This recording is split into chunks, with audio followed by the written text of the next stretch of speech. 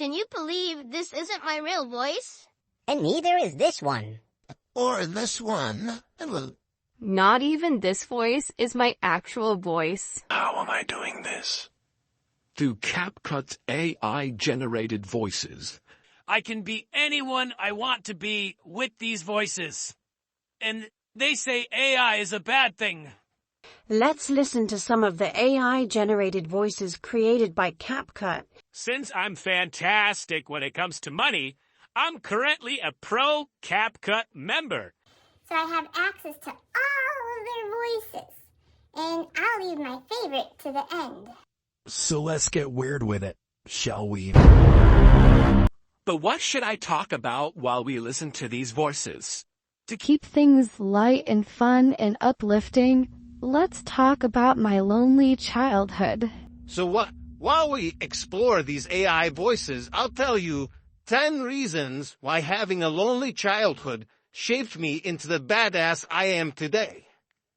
It taught me independence. I was a weird kid. Too sensitive. Other kids scared me. Not only that, but my mother never set up playdates with other kids or let me visit anyone's house. We lived on a dead-end street with no other kids around, and my brother was 5.5 years older than me. Which meant that I was on my own from the very beginning. See, my mom was overprotective. So even if I did find a friend, she would never allow me over their house for sleepovers or parties. And if anyone were to visit my house, they would find out the truth about me. That I was utterly alone and not worth knowing. It was my deepest, darkest secret. That's my kitty there. Hi, kitty. Hi, kitty. You want to be in the movie? So I was okay with not having any friends. At least this way, nobody could ever find out that I was a prisoner in my own home, or that my existence didn't really matter to anyone. The secret was saved with me. Number 9, creativity and imagination. I had 0 distractions, so I read a lot. I taught myself how to draw, how to write stories, and I even entertained myself. You know that kid who talks to themselves in the mirror? Well, that was me, but with full Broadway performances. I learned empathy and self-awareness. Now, this one's surprising. I actually felt deep empathy from my overprotective mother.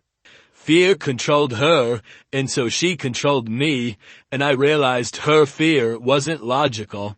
It came from an emotional place. This taught me how to look at my own emotions.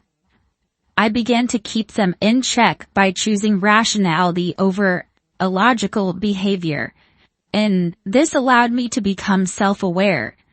I was so self-aware when I was a kid that it bordered on being neurotic. Sometimes being too self-aware is a bad thing. So anyway, instead of hating my mother, I felt sorry for her.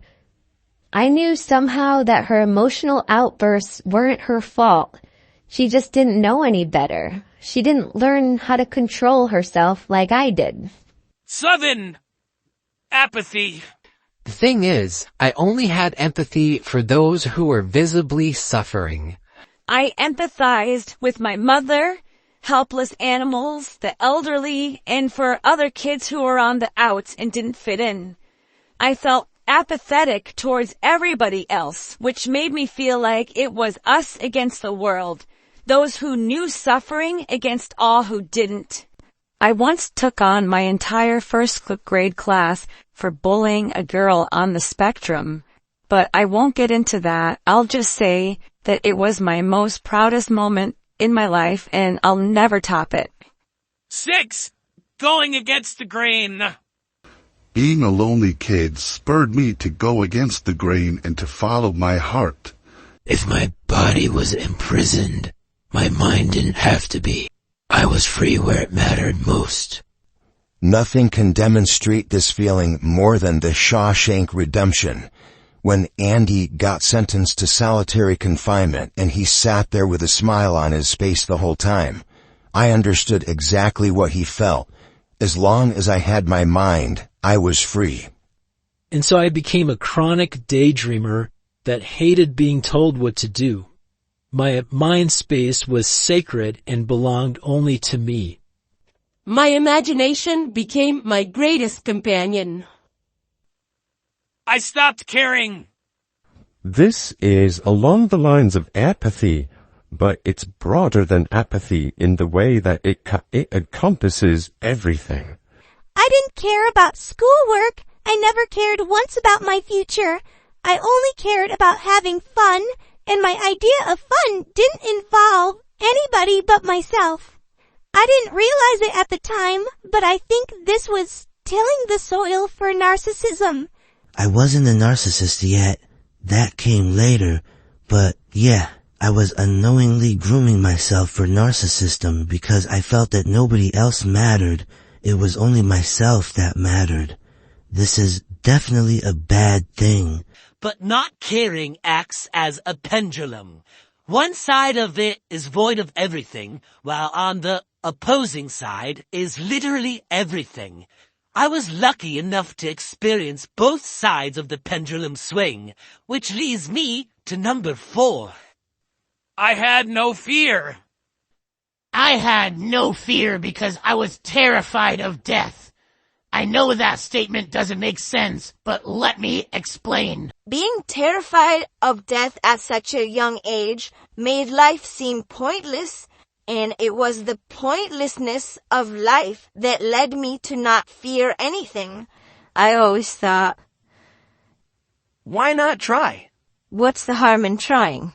Nothing matters anyway. We're all gonna die anyway. As I said before, I stopped caring. And as soon as I stopped caring, the fear dropped away. As the fear fell away, possibilities opened up. Scary movies never frightened me. Strangers never scared me. Slides, sledding, zip lines, monkey bars, climbing trees, shooting real guns, which I was allowed to do 'cause it was the 80s. I learned karate and I sparred with boys twice my size, and that never scared me.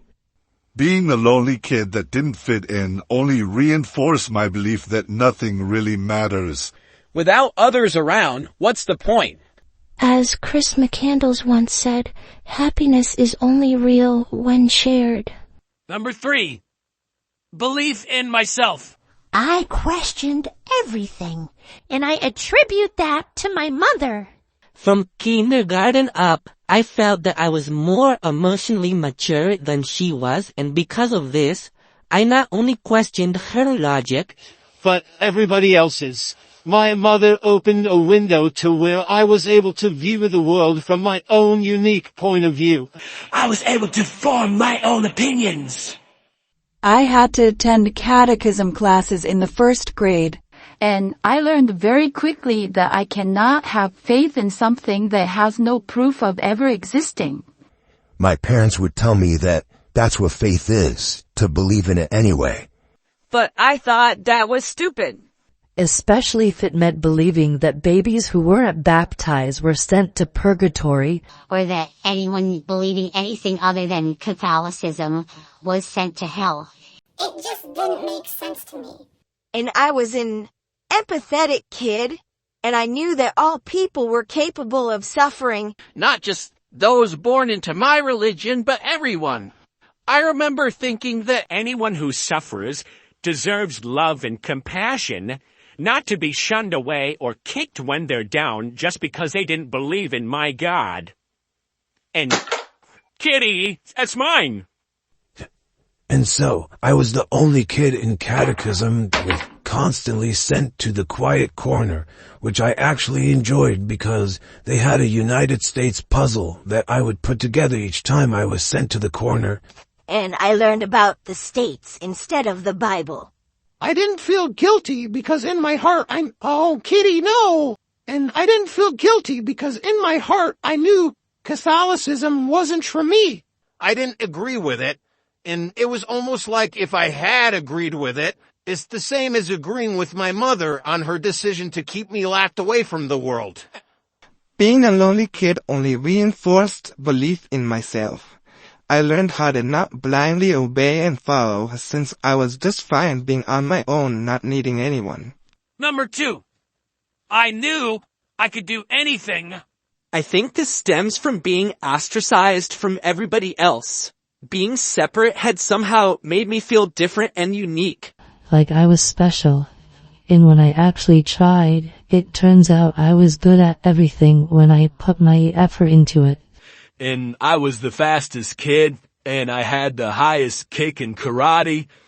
I was the best artist, and when I was 9, I wrote a story so good that my teacher thought I plagiarized it. I believed that as long as I put my mind to it, I could accomplish anything. This is something that carried with me through life. It also made it impossible to settle in a career. Number 1, it made me who I am. Being a lonely kid made me who I am today. I definitely had to overcome some serious character flaws because of my childhood. But I always stayed positive and learned from my experiences. Curiosity is what kept me grounded and sane. Never underestimate the power of curiosity. And this is my real voice, the real me. I no longer feel shame about who I am, and neither should any of you. Just hang in there, stay curious, and keep dreaming. Just like Andy did in solitary confinement, there's always an escape plot. Nobody but yourself will be able to open doors. This video was sponsored by my childhood trauma.